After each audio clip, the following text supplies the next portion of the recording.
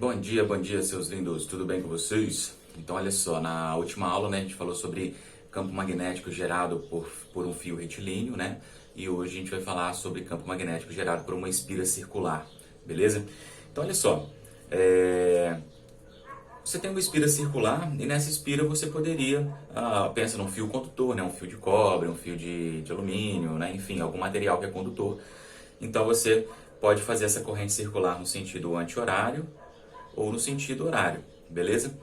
E aí a gente viu lá no fio, né, que quando a gente invertia o sentido da corrente, você também invertia o sentido de giro do campo, né? Se a corrente estava num sentido, o campo girava assim. Se a corrente tivesse no outro sentido, o campo girava no sentido oposto, né? Então aqui é a mesma ideia, né? O campo ele vai ficar de forma oposta, né? A orientação dele quando você inverte a corrente. Então a ideia aqui para poder achar qual que é o sentido do campo é o mesmo, né? É a mesma ideia, é a regrinha da mão direita. Então você vai colocar, né? Você pega o seu dedão aqui ó, na direção do movimento da corrente e esse dedo aqui vai te dar o sentido do giro do campo, beleza? Então o que acontece? Quando a corrente está girando nesse sentido, né? E eu coloco ó, o dedão fazendo esse giro aqui, ó, ele faz isso e vai para lá. Repara que dentro da espira, a minha mão ela está saindo. Então dentro da espira aqui, eu vou ter um campo magnético saindo. Então, vou colocar aqui, ó, campo magnético saindo. Consequentemente, esse campo ele vai girar e vai entrar do lado de fora, vai passar por baixo da espira e vai voltar. Ele vai girar como se fosse, né, porque esse fio circular, ele, se eu pegar ele e esticar, ele vira um fio retilíneo. Então, se ele vira um fio retilíneo quando a gente está passando no sentido, o campo está girando em volta desse fio, né?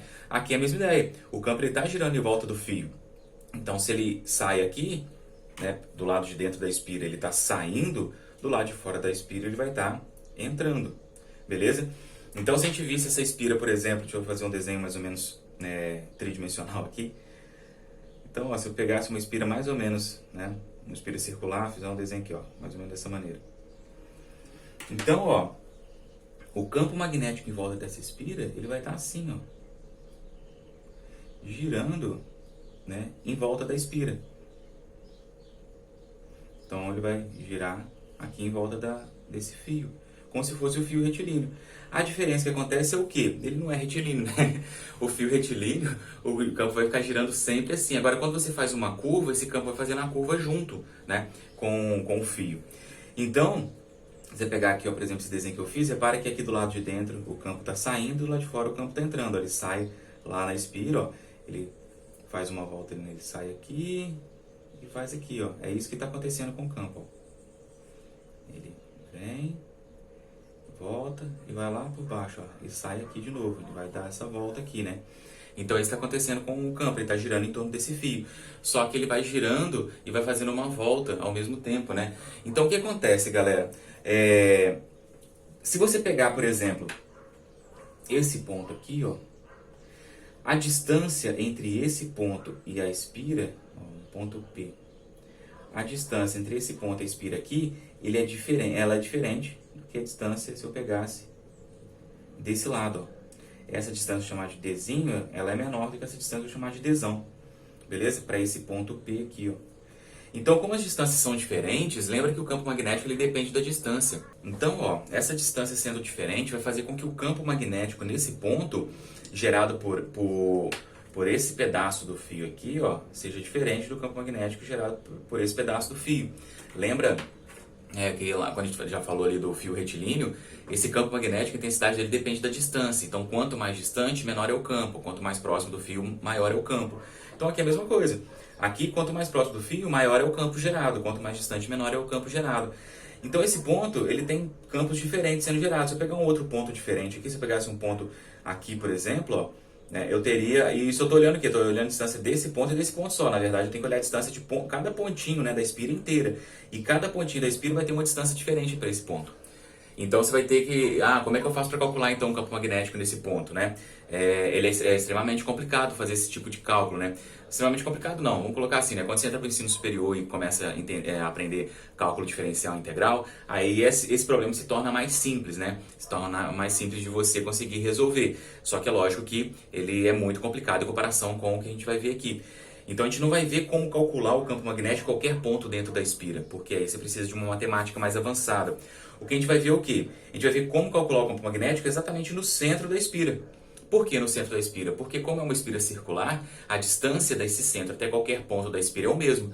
Então basta calcular o campo magnético gerado por um pontinho da espira, por uma região da espira ali, um comprimento dela, e depois multiplicar pelo restante, né? Multiplicar por n vezes, quantas vezes eu vou dividir essa espira. Então se eu pego essa espira e divido ela em 1 milhão de partes, eu calculo o campo gerado por uma parte, e aí depois eu vou e multiplico por 1 milhão, beleza? Então essa que é a ideia do cálculo diferencial integral. Você pegar alguma coisa grande ali, dividir ela em pequenos pedaços, depois ir somando esses pedaços.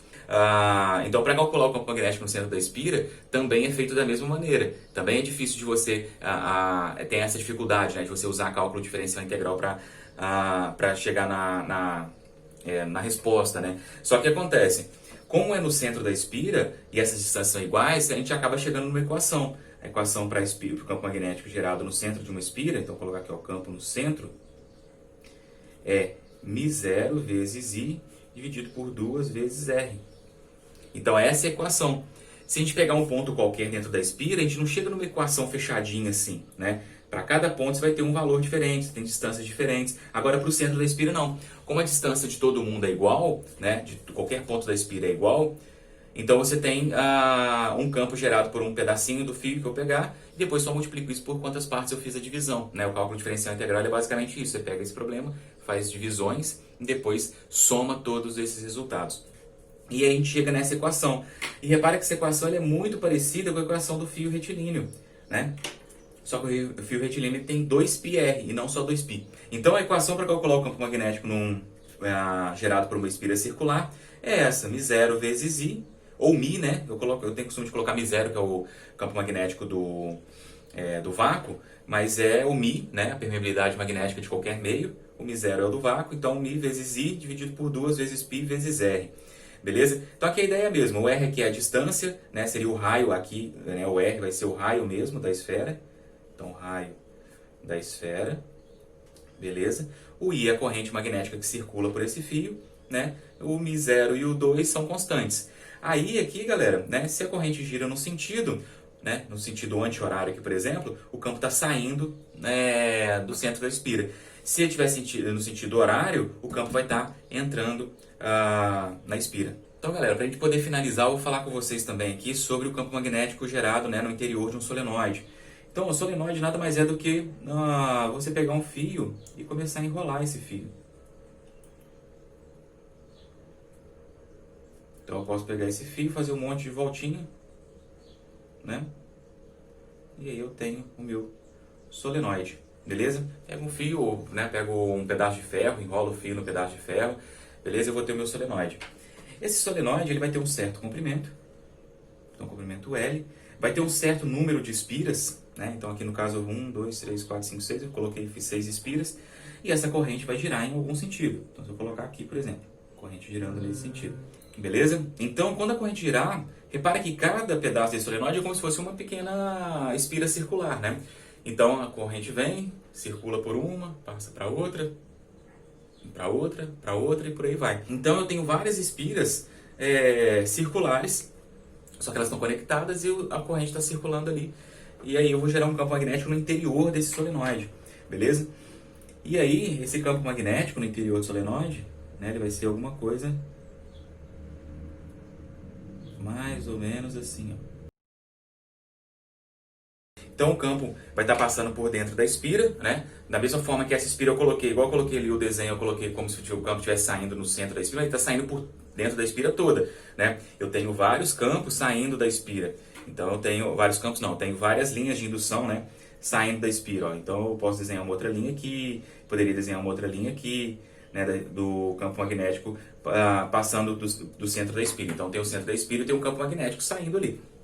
Então aqui é a mesma coisa, quando eu tenho um solenoide, o campo magnético também está saindo ali. E aí, o sentido, né, se eu pegar aqui, ó, a minha corrente está subindo, então se eu pensar na espira, a corrente subindo aqui, lá dentro da espira, ó, o campo vai estar para esse sentido, ó. Então eu vou ter um campo magnético nesse sentido, saindo desse lado e entrando nesse lado. E aí a gente pode pensar o seguinte, ó, se ele sai desse lado, aqui eu tenho um polo norte. Se ele entra desse lado, aqui eu tenho um polo sul. e é aí que a gente faz os chamados eletroímãs, né? São ímãs feitos a... Toda hora o despertador, esqueci de tirar. Então, os eletroímãs a gente utiliza isso muito em motor, né? Construção de motores e tal. Você vai lá, ao invés de você pegar um ímã, porque o ímã ele tem uma certa limitação. O ímã natural ele é bem fraco. O ímã que a gente cria, o ímã artificial, ele pode ser bem forte, mas ele não chega a ser tão forte quanto o eletroímã. Porque o eletroímã você pode colocar um material dentro dessa espira, né? Normalmente é ferro, que ele vai aumentar a intensidade do campo magnético, porque ele é um material ferro-magnético que a gente chama.